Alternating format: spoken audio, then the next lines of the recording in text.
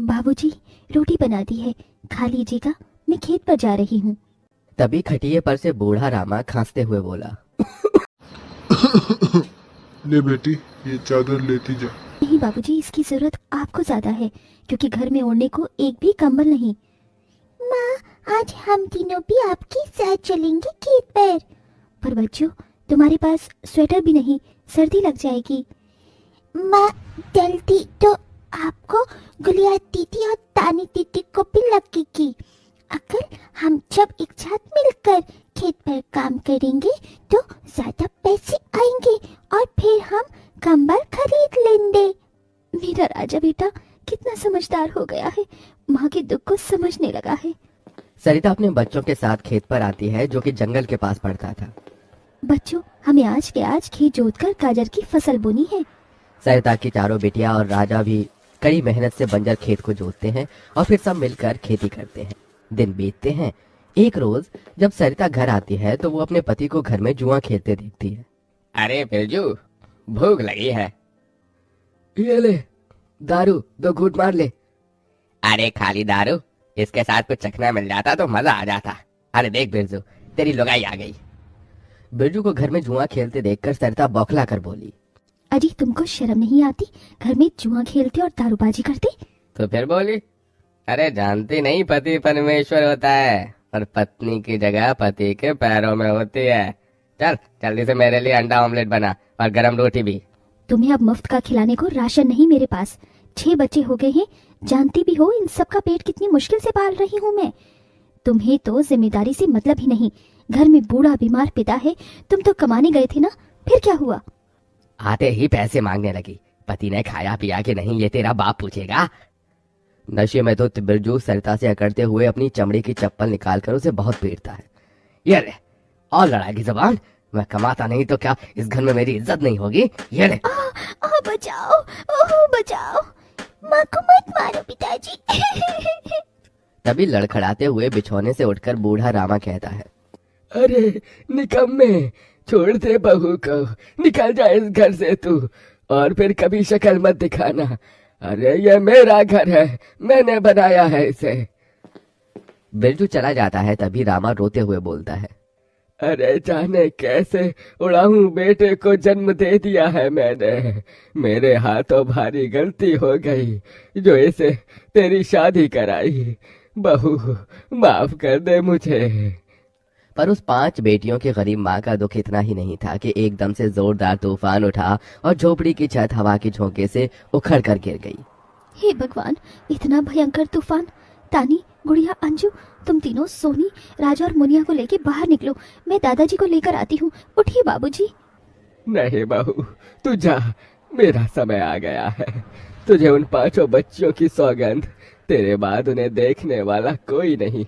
जा बहू जा। सरिता के बाहर निकलते ही पूरी झोपड़ी गिर जाती है। सरिता छाती पीट पीट कर रोने लगती है। बाबूजी। अरे कैसा निर्दयी है रे तू ऊपर वाले। क्या मिला आखिर, क्या मिला तुझे मेरा घर उजाड़ कर? तू खुद तो अपने घर में सो रहा है और मेरी 5 बेटियों को बेघर कर दिया। जवाब दे, तू बोलता क्यों नहीं? सरिता को टूट कर रोता देखकर उसकी 5 बेटी भी बिलख बिलख कर रोती है। चुप हो जाओ माँ, रो मत। माँ, मुझे जल्दी ठंड लगती है। हे भगवान, इतनी बर्फ गिर रही है, मुझे इस ठंड से अपने बच्चों को बचाना होगा। सरिता सबका दरवाजा खटखटाती है, मगर कोई भी मुसीबत में उसकी मदद नहीं करता।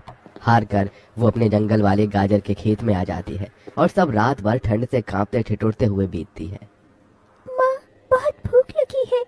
हाँ माँ, मुझे भी भूख लगी है। तभी सरिता की सबसे बड़ी बेटी तानी खेत में देखती है जहाँ लाल लाल गाजर उगे थे। देखो माँ, हमारे खेत में तो गाजर तैयार हो गए हैं। फिर तानी अपने सभी भाई बहनों को गाजर तोड़ कर देती है। ये लो मेरी बहनों, गाजर खा लो। अपनी बेटियों को ठंड में ऐसे देख उस गरीब माँ का मन अपार दुख से भर जाता है। अपनी इस गरीब लाचार माँ को माफ कर देना बच्चों, तुम्हें ये ठंड भोगना पड़ रहा है। तभी एकदम से दिन का माहौल रात सा हो जाता है और तेजी से बर्फ गिरने लगती है। बाप रे बाप, एकदम से इतनी ठंड, ऐसे तो बिना घर के हम बच नहीं पाएंगे। तभी सरिता अपना आंचल उन पर उड़ाती है, मगर बच्चे थरथरा उठते हैं कि एकदम से गुड़िया कहती है, माँ, तानी दीदी, हम अपना घर बना सकते हैं। मगर कैसे बिटिया, हमारे पास पैसे भी तो नहीं। माँ देखो, हमारे खेत में कितने सारे गाजर उगे हैं, हम इसी से अपना घर तैयार करेंगे, पर हम सबको साथ मिलकर मदद करनी होगी। राजा बेटा, जब तक कि हम गाजर घर तैयार नहीं कर लेते, तुझे अपनी छोटी बहनों का ख्याल रखना होगा। रखेगा ना? हाँ माँ, रखूंगा।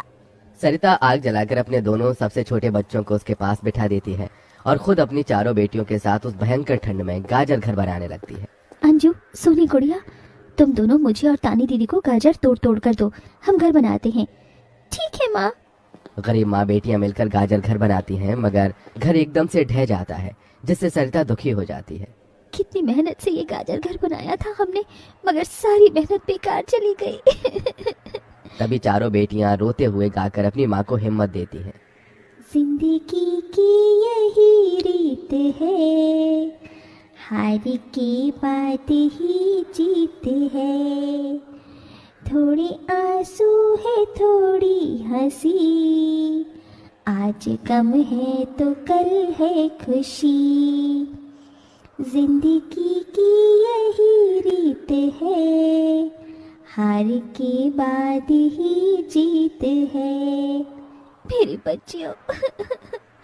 रोते हुए सरिता अपनी बेटी को गले से लगा लेती है। वो फिर कोशिश करते हैं, कई बार उनका गाजर घर बिगड़ता है। तभी गुड़िया कहती है, माँ, अगर हम अपना गाजर घर मजबूत बनाने के लिए पहले लकड़ी फट्टे से ढांचा बना लें, तो फिर हमारा गाजर घर नहीं गिरेगा। सब ऐसा ही करते हैं, जिससे उस बार उनका गाजर का घर मजबूत बन जाता है। सरिता अपनी पांचों बेटियों और बेटे के साथ घर के अंदर आती है। तब जाकर उनके शरीर को गर्माहट महसूस होती है। अरे वाह माँ, दीदी, आप सबने कितना सुंदर गाजर घर बनाया है, और ये कितना गर्म भी है। तभी सरिता अपने बेटे बेटियों का मुंह देखती है। सबकी आंखों में भूख थी। मैं जानती हूँ तुम सबको भूख लगी है ना, अपनी माँ को एक दिन दे दो, मैं कल काम ढूंढ लूंगी। ठीक है, आज हम ये गाजर खाकर सो लेंगे। आप भी खा लो ना माँ, आपने 2 दिन से कुछ नहीं खाया। सोनी अपने नन्हे हाथों से अपनी गरीब माँ को गाजर खिलाती है। अगले दिन सरिता ठंड में इधर से उधर काम ढूंढने भटकती रहती है, मगर कोई उसे काम नहीं देता। इधर अब उसके खेत के गाजर भी खत्म हो गए थे, जिससे उसकी बेटियां भूखी थी और उसकी दुधमुही बेटी भूख से रोई जा रही थी। माँ, मुन्निया को भूख लगी है, उसे खाना चाहिए। छोटे बच्चे खाना नहीं खाते राजा, इसे दूध पीना है। हे बसरी बजैया, एक माँ की ममता की इतनी भी परीक्षा मत लो कि वो अपने बच्चे को दूध भी ना पिला सके। तभी सरिता को द्वार पर एक गाय के रंभाने की आवाज सुनाई दी। माँ, लगता है बाहर गाय आई है। सरिता अपनी बेटियों के साथ बाहर आकर देखती है तो गाय के थन से दूध की धारा बहे जा रही थी। इस गाय के थन में कितना दूध गिर रहा है। सरिता गाय का गर्म दूध अपनी बेटी को पिलाती है। तभी गाय उसके खेत में जाकर गोबर कर देती है, जिससे एकदम से जादू होता है और खेत लाल चमकदार गाजर से भर जाता है। माँ, ये तो कोई जादुई गाय लगती है। देखो, हमारे खेत में कितने गाजर हो गए। हाँ गुड़िया, मैं जादुई गाय हूँ। मुझे वरदान प्राप्त है, जिस भी बंजर खेत में मैं गोबर करूँगी वो फसल से भर जाएगी। मैं इससे पहले भी तुम्हारे खेत में आई थी। इसका मतलब गौ माता, आपकी वजह से उस वक्त भी मुझ गरीब के बंजर खेत में गाजर उगी थी। आपका कोटि कोटि धन्यवाद गौ माता। माँ, तुम काम ढूंढ रही थी ना, अब मैं ढूंढना। तुम तो कितना अच्छा गाजर का हलवा बनाती हो, और गाय के दूध से खोया, घी, दूध सब बनता है। तुम हलवा बनाकर बेचो। सरिता उस गाय के दूध से घी खोया तैयार कर लेती है और गाजर का हलवा बनाकर बेचने लगती है, जो कि लोगों को खाने में स्वादिष्ट लगता है। उसकी अच्छी कमाई होती है, जिससे उसकी आर्थिक स्थिति ठीक हो जाती है और वो गाय उसके गाजर घर के बाहर बंधी खेत के गाजर और घर दोनों की पहरेदारी दिया करती।